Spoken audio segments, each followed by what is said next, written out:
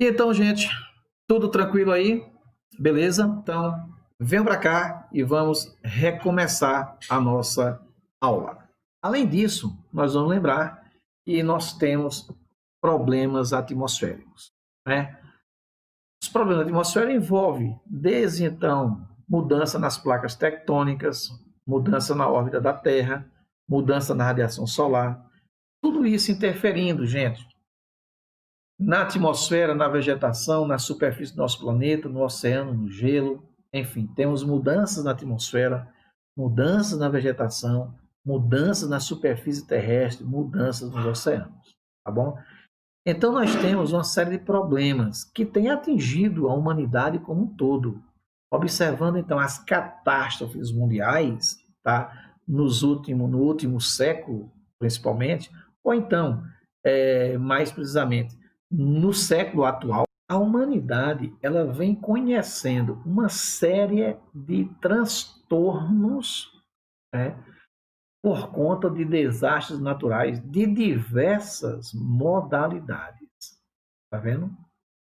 E quando se fala, então, nestes problemas, principalmente atmosféricos, vamos lembrar, por exemplo, de um que nos chama a atenção, tá?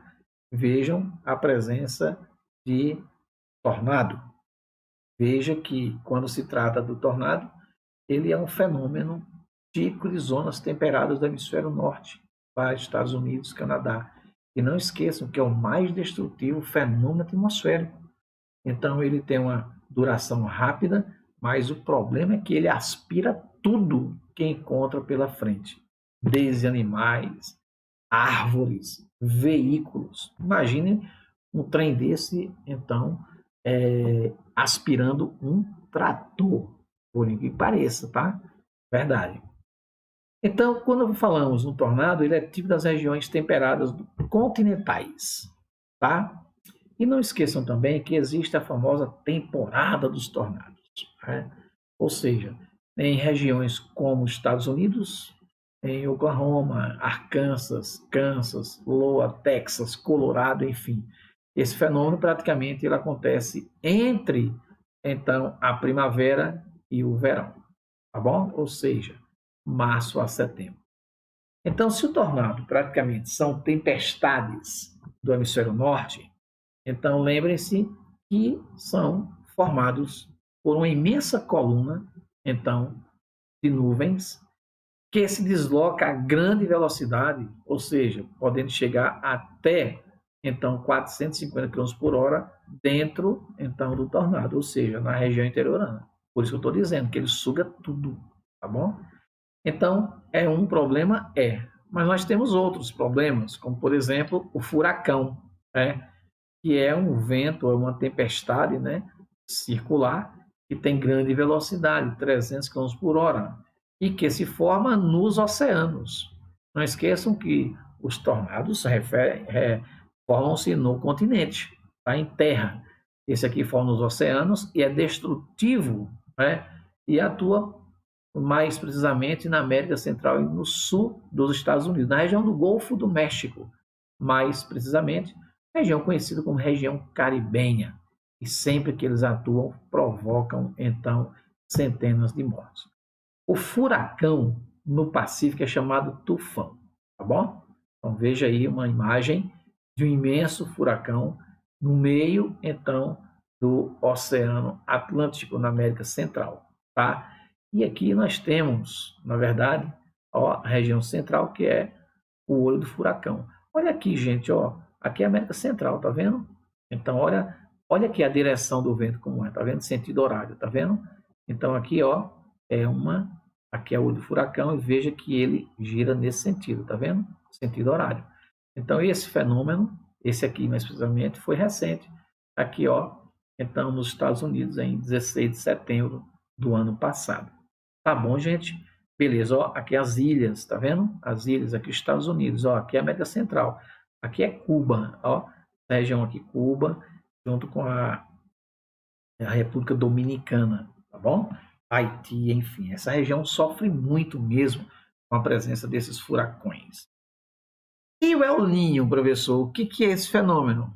O El Niño, o menino, é uma alusão ao período natal. Então, é um período, é um fenômeno, não esqueça, fenômeno que ocorre quando há aquecimento anormal das águas do Pacífico na região do Equador. Tá vendo? Olha aqui, ó.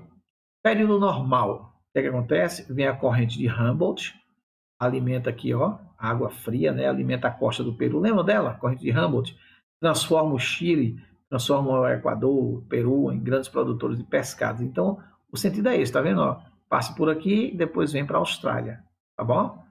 Então, o que é que acontece? Quando chega o período El Niño, né, esse movimento muda, ou seja, os ventos do leste são fracos e a água quente se move para leste. Quer dizer, a água, ó, a corrente fria aqui praticamente perde força, né, corrente de Humboldt, e aí, ó, gente, o que é que acontece? A água quente, então, ela é movida pelos ventos, né, que saem da Austrália, tá bom? Então, ó, falou em El Niño, aquecimento anormal das águas do Pacífico Equatorial, tá? Então, vai alterar o quê? Vai alterar todo o clima do planeta. Não esqueçam disso. Então, por exemplo, ele vai provocar, então, as secas prolongadas no Nordeste do Brasil, vai provocar aqui no Peru, tá entendendo? Até mesmo, ó, a morte dos pescados que procuram a região em busca do fitoplâncton, da ressurgência, que deixa de existir, enfim. O que ele provoca no Brasil? Mais chuvas na região centro-sul, né? E seca no Nordeste, tá bom? Durante a primavera e o verão, a expectativa é que as temperaturas fiquem sempre 1 grau a 1,5 acima da média. Gente, o El Niño, repito, um nome espanhol em alusão, principalmente, então, ao menino Jesus, já que ele acontece em dezembro. Tranquilo? Bom, esse fenômeno chama a atenção, tá? Vamos lá então, ó. Primeiro, não esquecer as informações que o Jacques colocou do lado. É o aquecimento anormal das águas do Pacífico, tropical e equatorial, ok. É um fenômeno global, professor, e periódico, tá bom? Ele acontece em variação de 3 anos, 4 em 4, 5 em 5, enfim. Suas causas ainda não são conhecidas, mas alguns cientistas apontam o aquecimento global, outros apontam a saída, o extravasamento de magma no Pacífico como sendo responsável pela sua ocorrência. Por que isso, professor? Lembra que nós falamos que o Pacífico, lá tem o círculo de fogo, é onde tem o extravasamento de quê? De material magmático, tá bom? O El Niño, ele interfere nas atividades econômicas produtivas, tá? Por exemplo, interfere na produção agrícola, ok? Por conta das estiagens ou das chuvas, enchentes e etc. Então, isso provoca uma intensificação nas migrações, tá vendo só?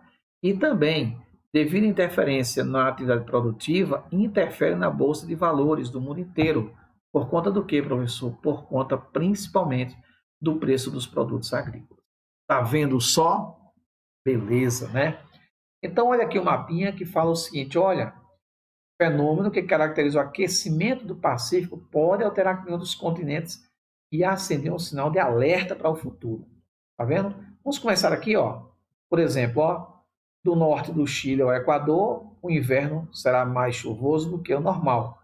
Além disso, há um aquecimento do Pacífico que compromete a indústria pesqueira, tá vendo? Ou seja, ó, o fitoplâncton da ressurgência não vai acontecer. Nos Estados Unidos e no Canadá, o inverno deve ser mais brando, brando é suave, com maior precipitação no sul do continente. No leste da Europa e na Rússia, os invernos serão mais rigorosos do que a média histórica.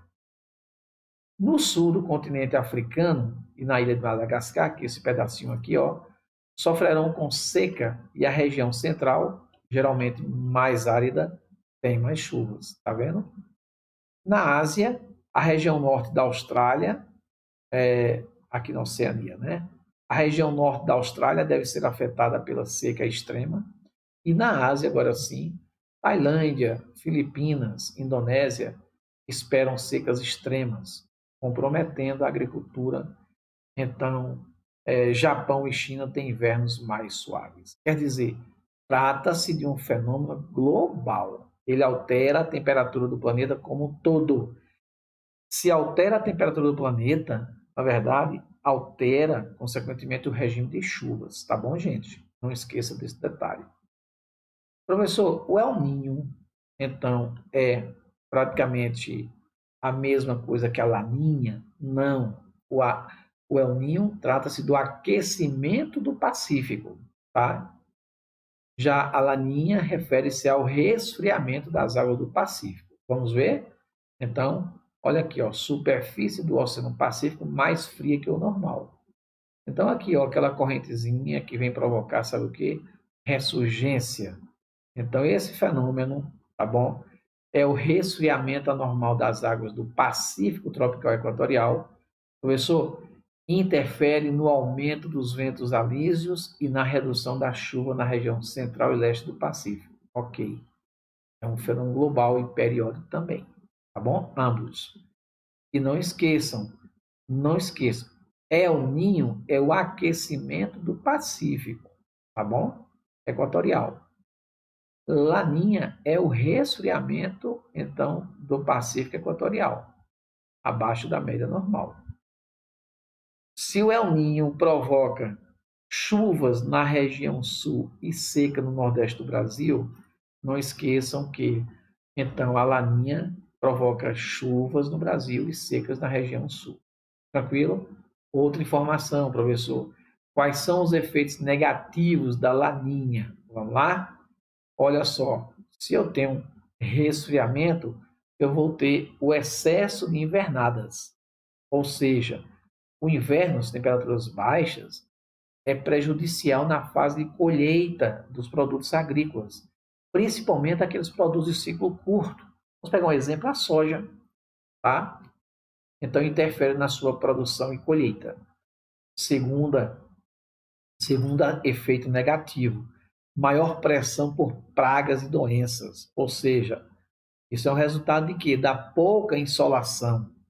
E o excesso de umidade favorece o aumento de pragas e doenças. E terceiro, interfere nas atividades econômicas produtivas, ou seja, altera o regime de chuvas em algumas regiões do planeta e, consequentemente, a produção agrícola.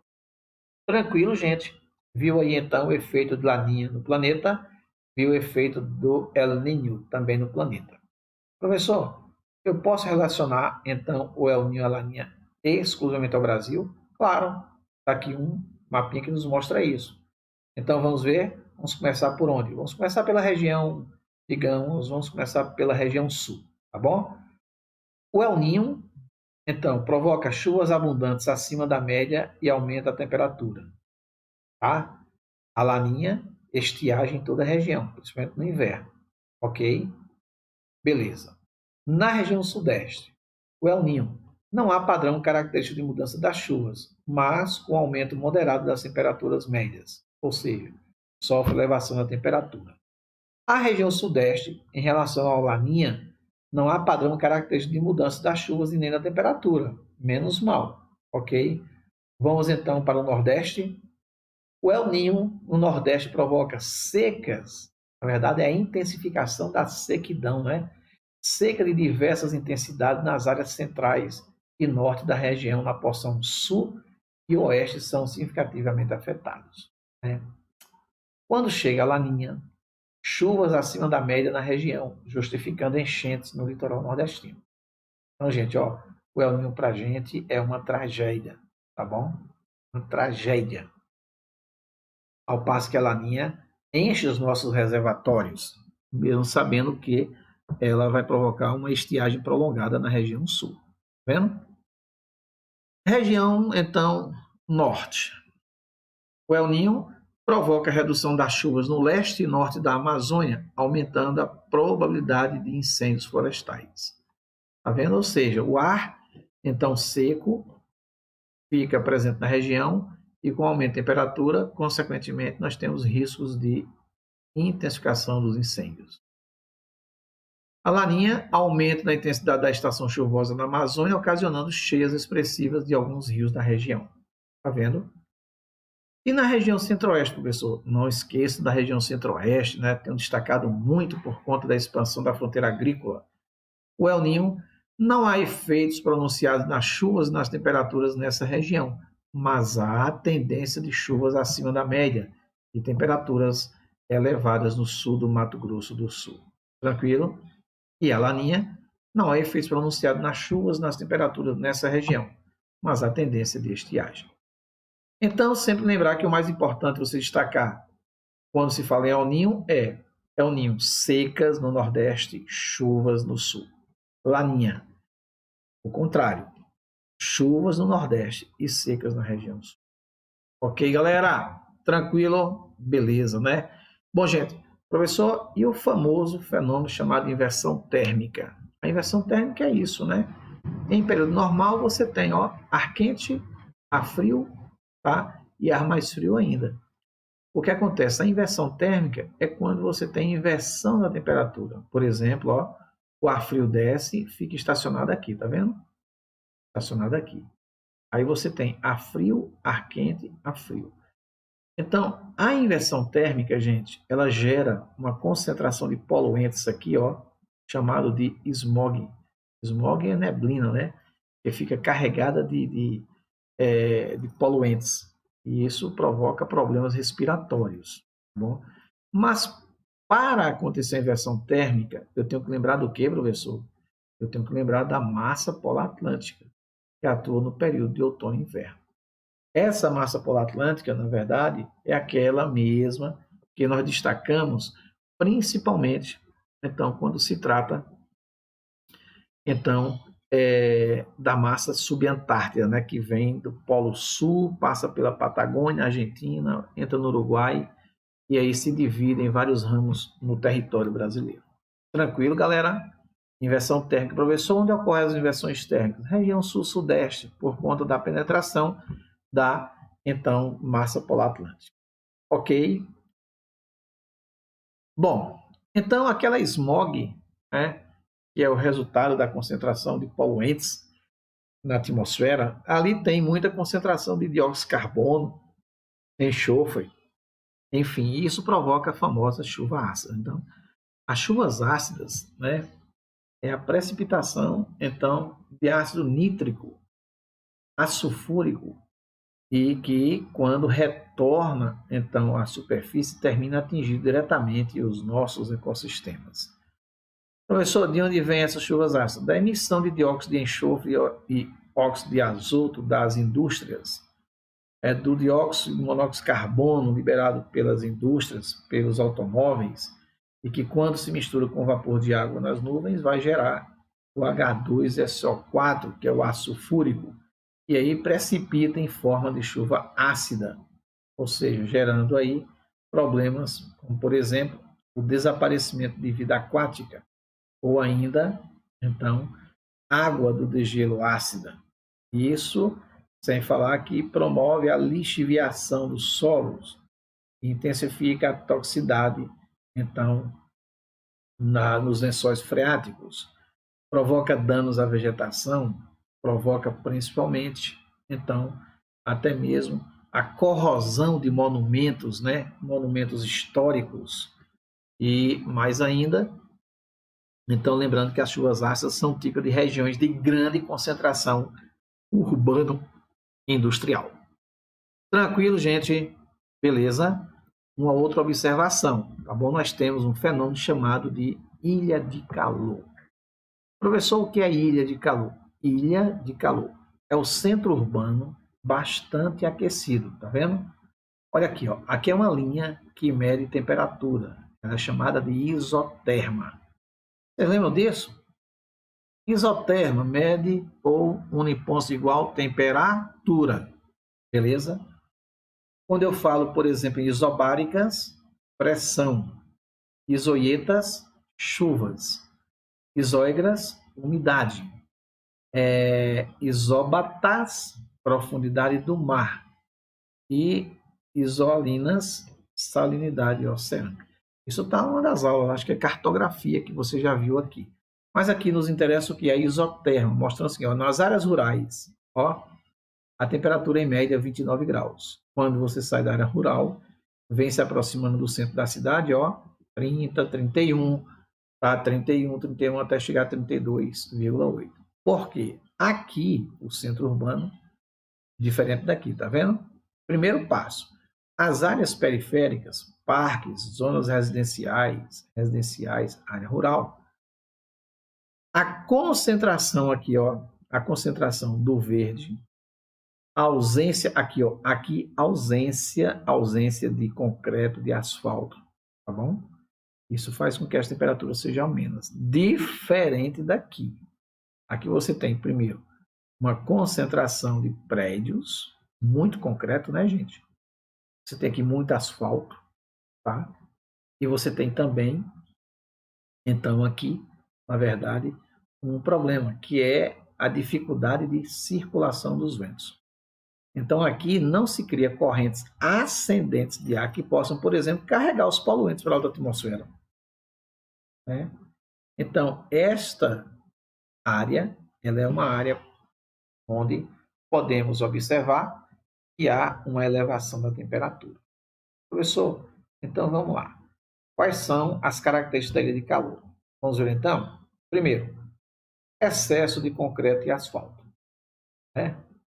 Segundo, a verticalização urbana. O que é isso? Então, aqui a verticalização urbana dificulta a circulação do vento. A ausência de áreas verdes, aqui, ó. E quatro, dificuldade de circulação do ar. Entendeu agora? Beleza? E um dos fenômenos mais comuns que nós conhecemos, então, como problemas da atmosfera, faz referência a quê? Faz referência, basicamente, ao aquecimento global. Tá? Primeiramente, vamos lembrar o seguinte: efeito estufa e aquecimento global.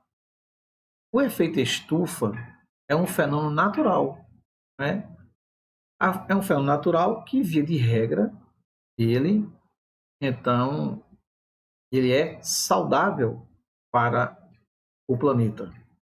E até mesmo poderíamos afirmar que, graças a ele, então, é que permite-se o desenvolvimento da vida ou das formas de vida. Não é?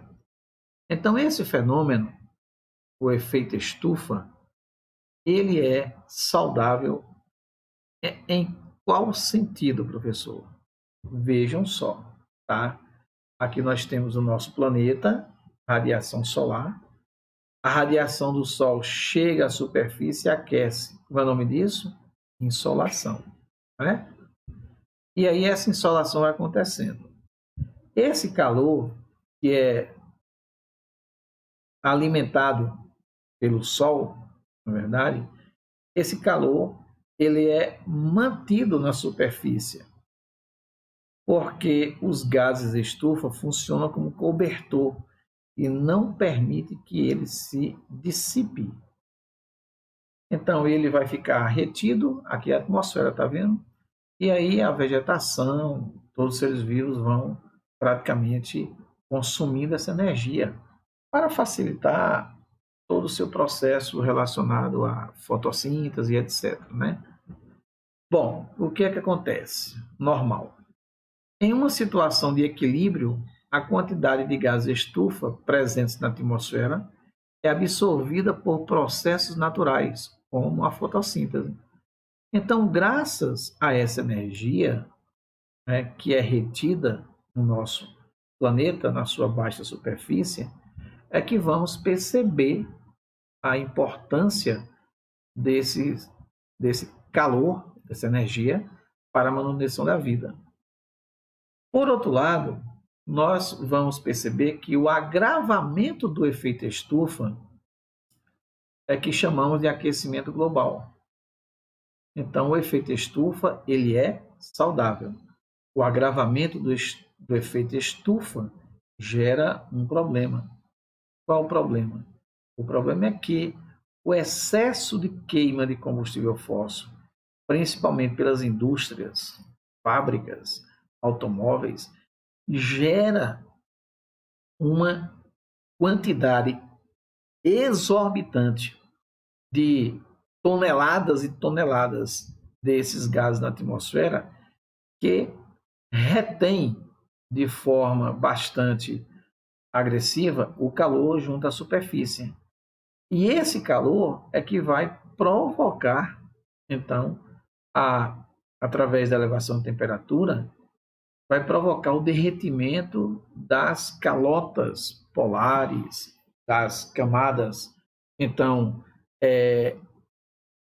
de gelo nas neves eternas e etc.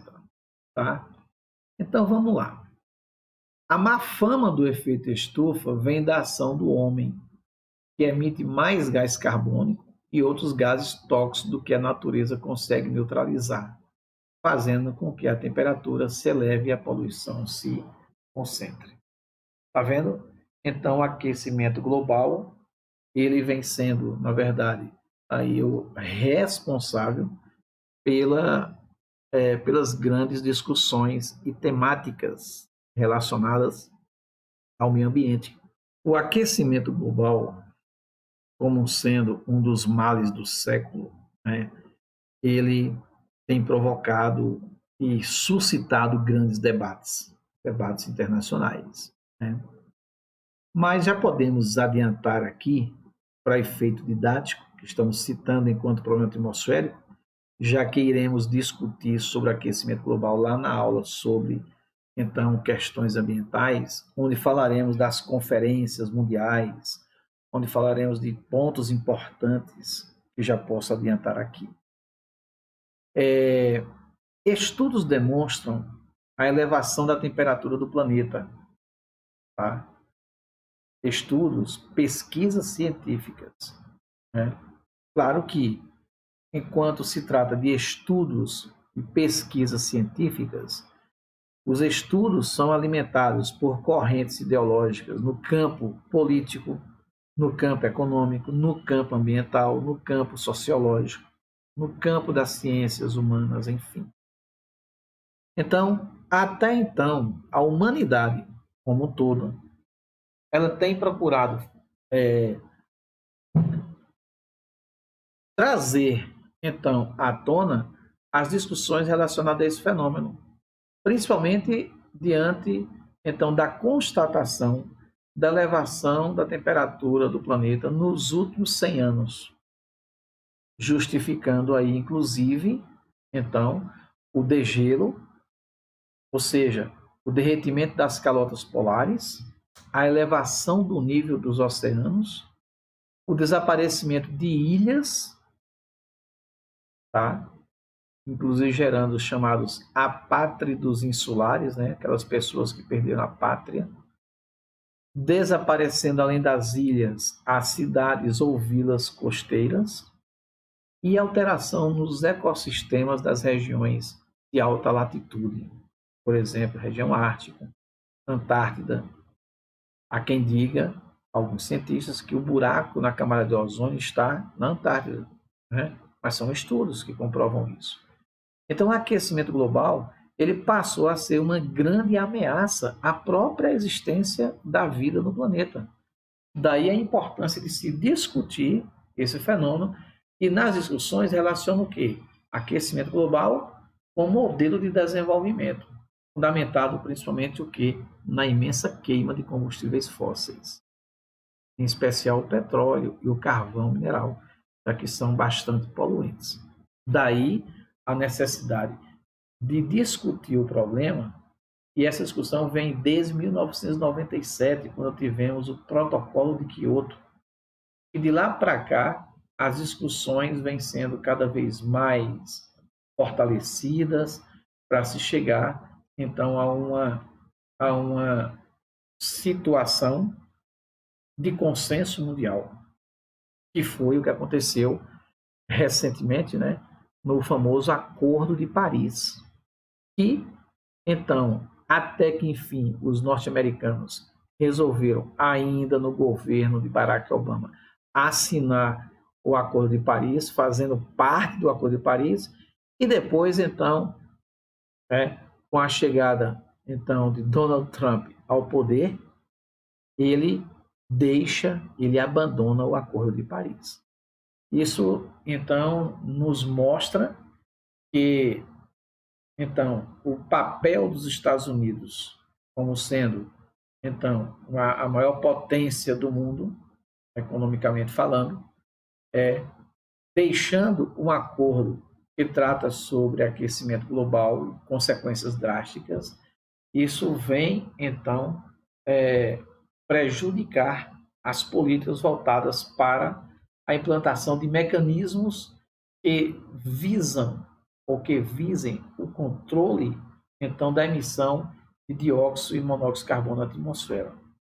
Por isso que foram criados alguns modelos e propostas, por exemplo, voltados para a utilização de fontes de energias alternativas, para ver se reduz, então, aí o consumismo de combustíveis fósseis, carvão, petróleo, etc.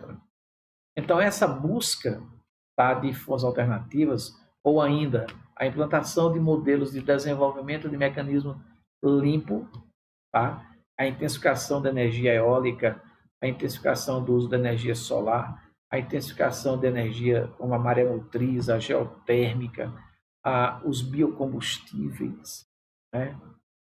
Reduzindo, então, o consumo de petróleo e carvão, tudo isso com o objetivo de desenvolver tecnologias que possam aperfeiçoar cada vez mais, então, a qualidade do produto com menos consumo de matérias-primas fossilíferas, né? E aí, lembrando que esse Acordo de Paris, tá? Que foi, de certa forma, responsável pela redução das emissões de dióxido de monóxido de carbono na atmosfera, tá? Que, ao mesmo tempo, o documento ele ratifica propostas como, por exemplo, a venda de créditos de carbono para os países que ultrapassaram o seu limite de cotas de liberação de gases tóxicos na atmosfera. Então, isso tudo é uma demonstração de uma evolução no tema, então, poluição ambiental, no tema aquecimento global, né? Vale a pena ressaltar, então, que as convenções relacionadas, então, ao clima, elas são alimentadas pelos grandes fóruns, as conferências mundiais, visando estritamente, então, sempre policiar os países quanto, então, à utilização dos recursos energéticos e demonstrar, então, de forma oportuna, o quanto, então, se deve investir em fontes alternativas de energia e reduzindo, então, o consumismo exacerbado de petróleo e carvão. Tá bom? Professor, então, aquecimento global. Lembrar que, primeiro, é o agravamento do efeito estufa. Segundo, é o agravamento provocado pela queima excessiva de combustíveis fósseis, entre eles o carvão e o petróleo. Tá bom? Isso provoca o quê? Isso provoca a elevação da temperatura do planeta, que, consequentemente, provoca o derretimento das calotas e geleiras polares e a elevação do nível dos oceanos, o que termina provocando também, então, o desaparecimento de ilhas e o desaparecimento, então, de vilas litorâneas, enfim, ou então de povos insulares, muitas vezes, então, perdendo aí a sua pátria, por isso o termo apátridos insulares, né? E também, gente, não esqueça que, quando se trata do aquecimento global, na verdade, vejam que o Brasil, aqui inserindo agora nesse contexto, o Brasil ele é signatário, então, do Acordo de Paris, tá bom? Esse acordo que fala sobre a necessidade de redução de dióxido de carbono e como o Brasil ele utiliza fortemente uma matriz energética limpa, que é a hidroeletricidade, ainda que tenhamos um imenso consumo de energia fossilífera, petróleo, mas o Brasil poderá ou poderia tirar proveito, então, do Acordo de Paris, quando poderia, já que ele, então, possui grandes reservas, então, de absorção de carbono, ele então, através das suas florestas, ele vender, ou seja, ele comercializar os chamados créditos de carbono para aquelas nações que ultrapassaram os seus limites de liberação de CO2 na atmosfera. Então, o Brasil deveria estar ganhando tanto na preservação quanto, então, na comercialização dos créditos de carbono para aquelas nações, então, que têm uma poluição elevada. Vejam, por exemplo, que países da União Europeia mesmo, com o desmatamento intensificado na Amazônia recentemente, então, países europeus praticamente cortaram o fundo de amparo ao desenvolvimento da Amazônia, ou seja, cortaram recursos que doavam para o governo brasileiro, só para o governo brasileiro manter seus projetos primeiro, de pesquisas, e segundo, para manter os projetos, então, de reflorestamento na região.